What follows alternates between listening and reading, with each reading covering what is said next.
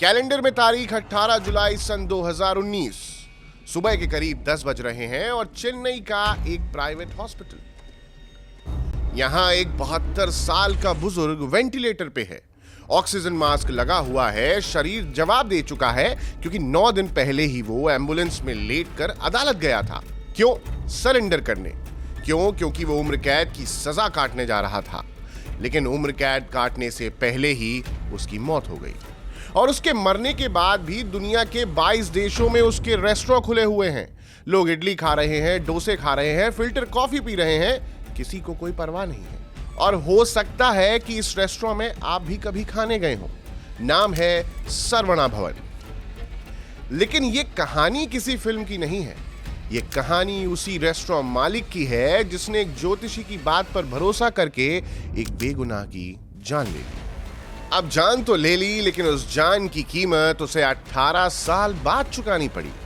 कैसे एक गरीब किसान का बेटा बना डोसा किंग, और कैसे उस डोसा किंग के दिमाग में एक जुनून घर कर गया, और कैसे उस जुनून ने एक 30 साल के मैथ्स के ट्यूटर की जान ले ली, जानेंगे हम आज के एपिसोड में। नमस्कार, मेरा नाम है अंकित और आप देख रहे हैं जिस्ट का शो क्राइम सीन।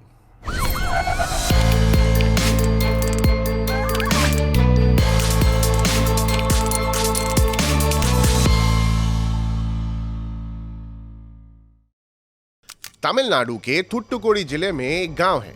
नाम है पुन्नेयारी। इतना छोटा कि किसी नक्शे पे ढूंढने जाएंगे तो बहुत मुश्किल है। और 5 अगस्त 1947 को इस गांव में प्याज बेचने वाले किसान के घर एक लड़का पैदा होता है जिसका नाम रखा जाता है पी राजगोपाल। घर गरीब था और इसकी वजह से पढ़ाई करना बहुत मुश्किल, और 7वीं क्लास के बाद पढ़ाई छूट गई। उसी दौरान एक कारोबारी गांव में आता है जो बच्चों को काम पर ले जाना चाहता है। माँ बाप के मना करने के बावजूद राजगोपाल उसके साथ निकल जाते हैं। चले तो जाते हैं लेकिन टिक नहीं पाते। काम छोड़ देते हैं लेकिन घर भी नहीं लौटते। और ये सफर अब चल देता है शहर की तरफ, चेन्नई। ये लड़का अकेले चेन्नई पहुंच गया था, पर जेब खाली थी। काम खोजता है और एक रेस्टोरेंट में टेबल पोंछने का काम मिलता है। दिन रात मेहनत, फर्श पर सोना और धीरे धीरे पैसे बचाना। इतना स्ट्रगल करने के बाद एक किराने की दुकान में नौकरी लगती है। मालिक इतना अच्छा कि बिल्कुल अपने परिवार की तरह रखा उसने। फिर साल 1973 में चेन्नई के केके नगर इलाके में अपनी खुद की प्रोविजन शॉप और दुकान चल पड़ी। इलाके में पहचान मिल गई और धीरे धीरे अब तो पैसे भी आने लगे। इसी दुकान पर एक दिन एक सेल्समैन आता है। वो भूखा था। वो कहता है कि इस इलाके में कहीं खाना मिलेगा। राजगोपाल के पास जवाब नहीं था, लेकिन ये दिमाग में एक आइडिया दे जाता है कि एक रेस्टोरेंट खोलना चाहिए। राजगोपाल हर बड़ा फैसला लेने से पहले एक ज्योतिषी से पूछते थे, तो इस बार भी उन्होंने वही किया और ज्योतिषी ने कहा कि अग्नि से जुड़ा हुआ कारोबार करो। रेस्टोरेंट में चूंकि चूल्हा जलता है तो ये अग्नि का ही कारोबार हुआ। बस अब राजगोपाल ने इतना ही सुना और इसके बाद केके नगर में एक डूबता हुआ रेस्टोरेंट खरीदा। नाम कामाक्षी भवन। अब इस रेस्टोरेंट को नया रंग दिया और नया नाम दिया, और फाइनली 14 दिसंबर 1981 को सरवणा भवन खुल गया। इडली, डोसा, सांभर, चटनी और दाम कम। साफ बर्तन, साफ कपड़ों में कर्मचारी। चेन्नई के लोगों को उस वक्त यही चाहिए था। शुरू के महीने घाटे में गए।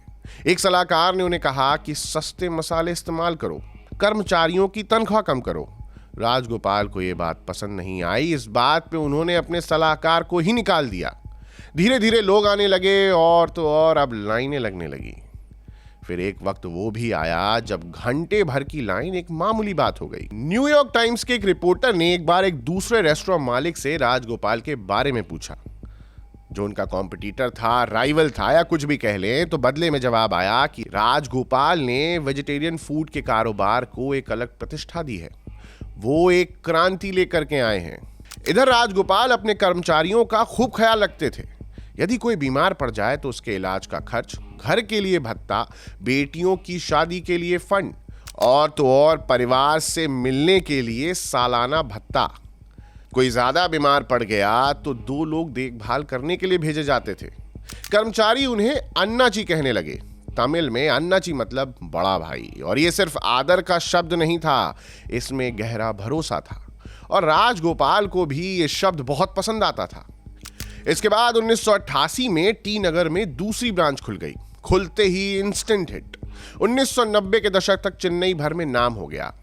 अब राजगोपाल अमीर हो गए थे, मशहूर हो गए थे और इज्जत भी थी, लेकिन उनका जो स्वभाव था वो रुकना नहीं जानता था।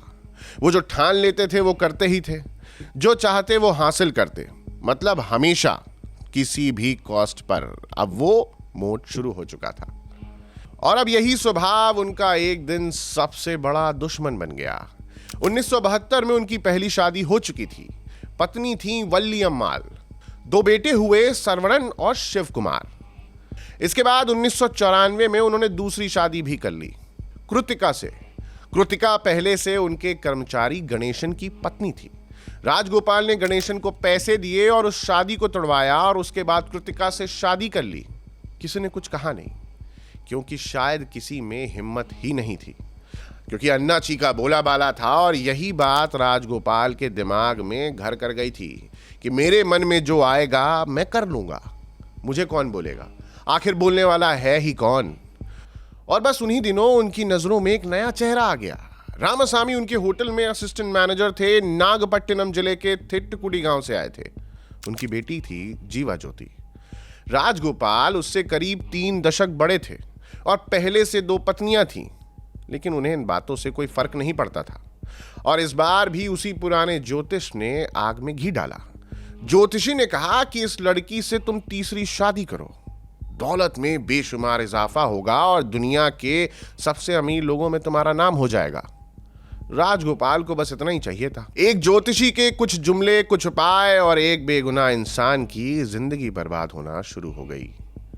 उन्होंने जीवा ज्योति के परिवार की पहले तो आर्थिक मदद शुरू की, गहने भिजवाए, सोने जेवरात, साड़ियां दी, रेशमी साड़ियां, बीमारी में इलाज का खर्च उठाया।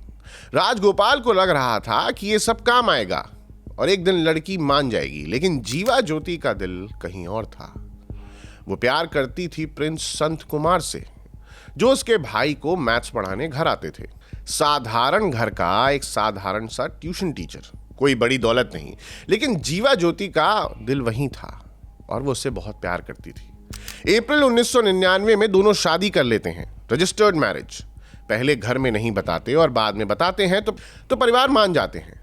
एक छोटा घर था, संत कुमार ट्यूशन पढ़ाते थे, जिंदगी खुशहाल थी। इधर राजगोपाल को यह बिल्कुल नहीं पचा। उन्होंने पहले संत कुमार के बारे में एक झूठी बात फैलाई कि संत कुमार को HIV है। जीवा ज्योति के परिवार में यह बात फैल गई और एक बार जब जीवा ज्योति बीमार पड़ी तो राजगोपाल ने उन्हें जबरदस्ती अपने पसंद के हॉस्पिटल में शिफ्ट करवा लिया। डॉक्टर्स को पहले से कह दिया था कि इसके पति को इस वार्ड में आने मत देना। संत कुमार को इधर एड्स टेस्ट के लिए कहा गया, संत कुमार ने मना कर दिया। वो जानते थे कि ये सब क्या है। अब इधर जीवा ज्योति को किसी तांत्रिक के पास ले जाया गया, काला जादू उतारने के नाम पर। उसकी झाड़ फूंक करवाई गई और यह सब राजगोपाल की एक बिछाई हुई शतरंज थी। हर चाल सोची समझी और मकसद बस एक कि किसी तरह इन दोनों को मैं अलग कर दूं। लेकिन वो दोनों अलग नहीं हुए। वो हर दबाव सहते रहे, उनकी हर धमकी झेलते रहे। मतलब जितने भी पावर मूव राजगोपाल दिखा सकते थे उन्होंने दिखाए, लेकिन वो माने नहीं। 28 सितंबर 2001 रात के 12 बजे राजगोपाल खुद संत कुमार के घर के दरवाजे पर गए अपने लोगों के साथ और बस 2 दिन का अल्टीमेटम दिया कि जीवा ज्योति को छोड़ो, नहीं तो परिणाम ठीक नहीं होगा। ये दोनों डर गए और उसी रात उन्होंने तय किया कि अब यहां से निकलना होगा। वो सामान बांधने लगे, लेकिन राजगोपाल के आदमी पहले से तैयार थे। सरवणा भवन के मैनेजर डैनियल की अगुवाई में उन्हें बीच रास्ते में रोका गया और गाड़ी में ठूंस दिया गया। फिर केके नगर में सरवणा भवन के एक गोदाम में ले जाया गया और वहां राजगोपाल खुद मौजूद थे। कितनी फिल्मी कहानी है ना। अब संत कुमार की पिटाई हुई, जहां जीवा ज्योति बेबस होकर देखती रही, चीखती रही, लेकिन किसी ने उनकी सुनी नहीं। 12 अक्टूबर को एक और मौका मिलता है। दंपत्ति ने कहा कि राजगोपाल के फेलिसिटेशन फंक्शन में वो जाना चाहते हैं और मौका मिलते ही वहां से भाग जाते हैं।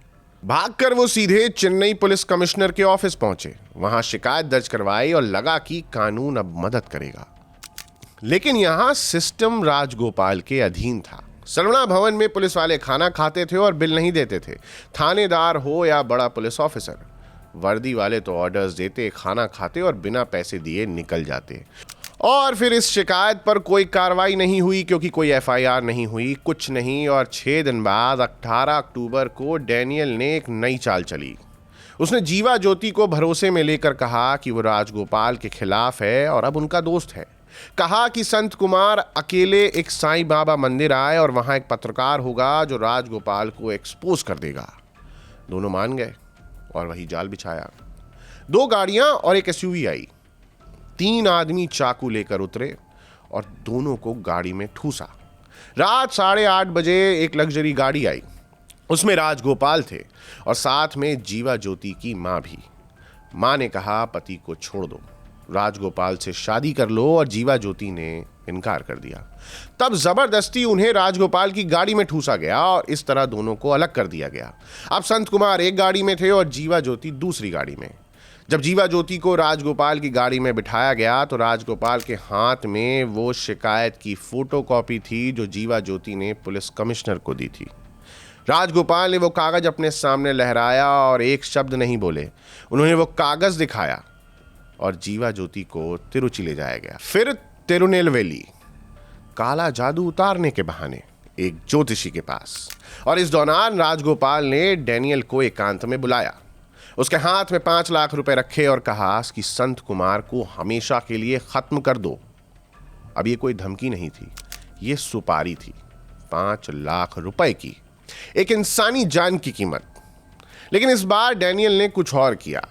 डैनियल ने 5 लाख रुपए रख लिए और संत कुमार को नहीं मारा। उसने संत कुमार को 5,000 रुपए दिए और कहा कि मुंबई भाग जाओ और कभी यहां वापस मत आना। संत कुमार भाग गए और डैनियल ने राजगोपाल को झूठ बोल दिया और कहा कि संत कुमार को रेलवे ट्रैक पर बांध के छोड़ दिया है, ट्रेन ने कुचल दिया होगा।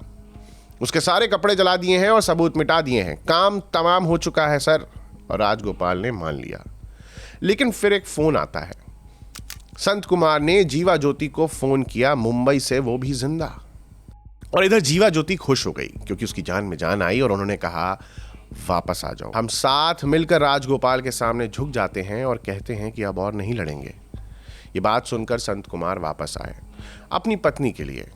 21 अक्टूबर 2001 जीवा ज्योति और संत कुमार, उनके माता पिता और भाई सब एक साथ सरवणा भवन के हेडक्वार्टर्स पहुंचते हैं राजगोपाल से मिलने, माफी मांगने। लेकिन ये उनकी जिंदगी की सबसे बड़ी गलती थी। राजगोपाल अब सबको एक कमरे में बैठाते हैं और डैनियल को बुलाते हैं।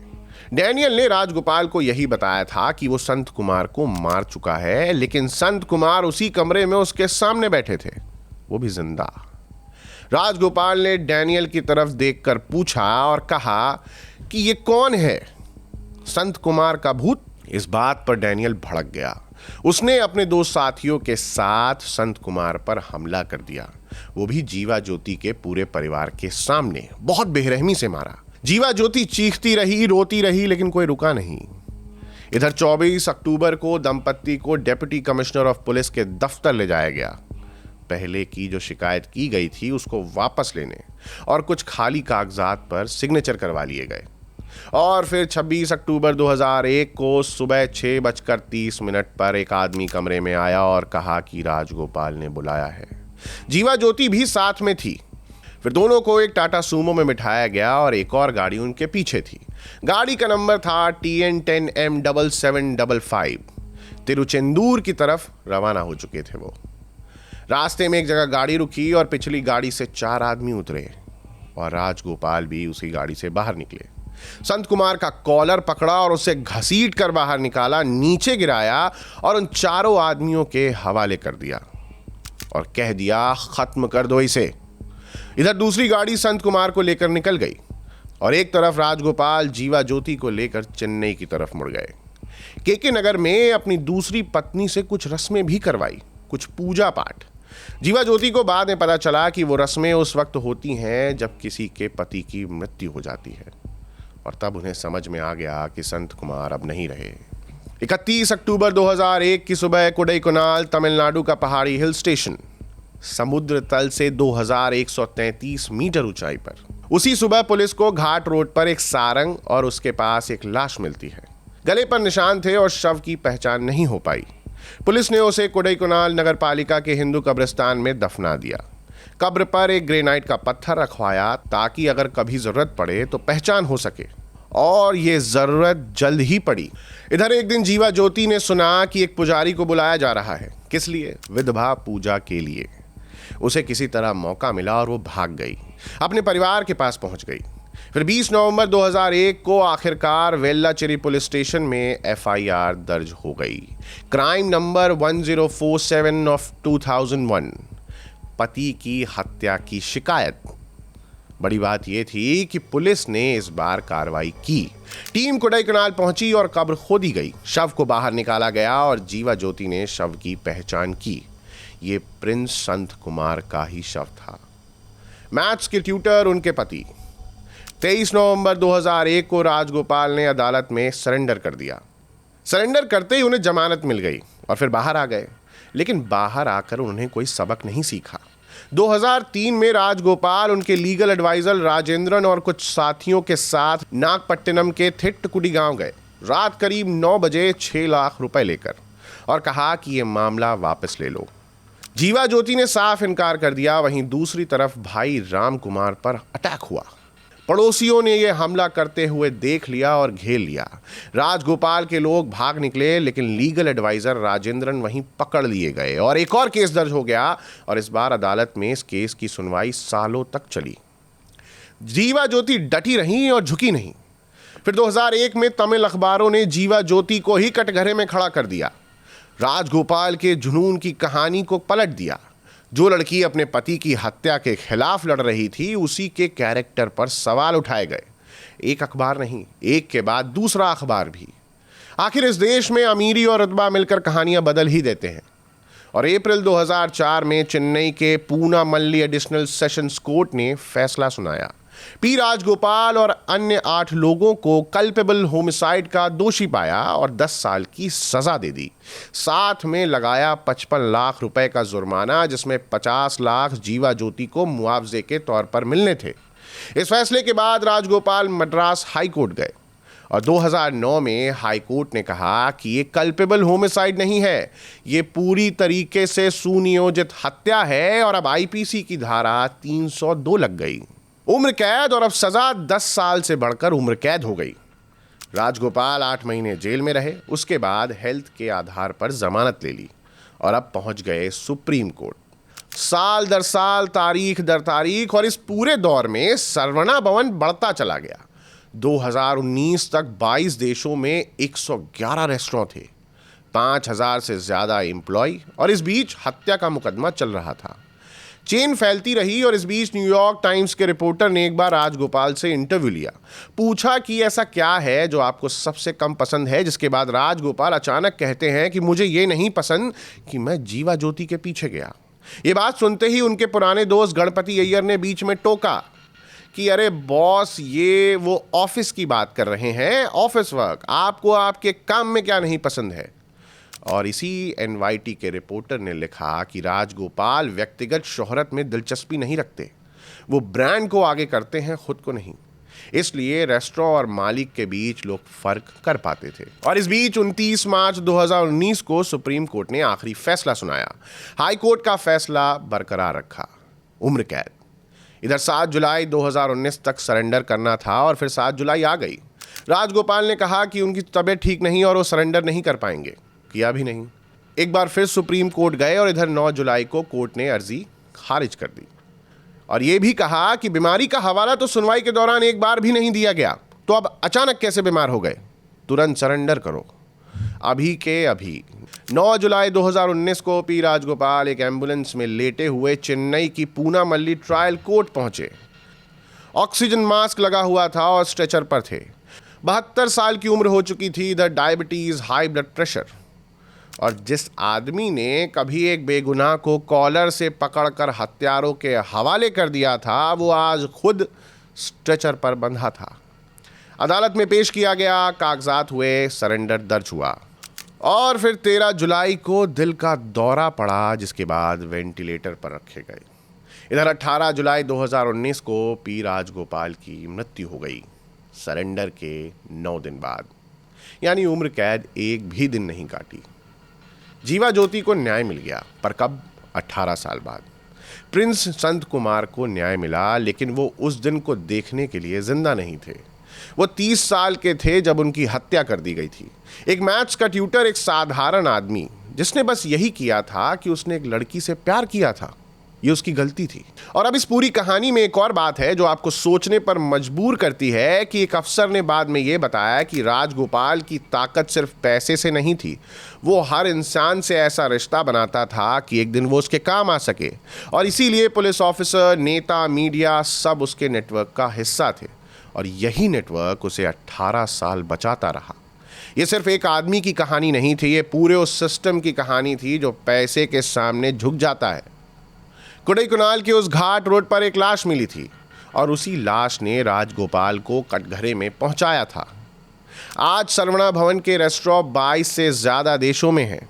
सांबर की वही खुशबू है, फिल्टर कॉफी उतनी ही अच्छी है, लेकिन काउंटर पर बैठकर खाने वाले ज्यादातर लोगों को यह पता ही नहीं है कि इस चेन की नींव एक ज्योतिषी की भविष्यवाणी है, और एक जुनूनी आदमी का जुनून है, और एक 30 साल के मैथ्स के ट्यूटर की गर्दन पर पड़ा एक सारंग है। क्राइम सीन के आज के एपिसोड में फिलहाल इतना ही। आपको ये एपिसोड कैसा लगा हमें कमेंट सेक्शन में ज़रूर बताएं। आपके लिए इस वीडियो की स्क्रिप्टिंग की है हमारे साथी दीपेंद्र गांधी ने। कैमरे के पीछे हैं अहमद अब्बास, साउंड पर हैं संदीप पांडे जी। मेरा नाम है अंकित और आप देख रहे हैं जिस्ट।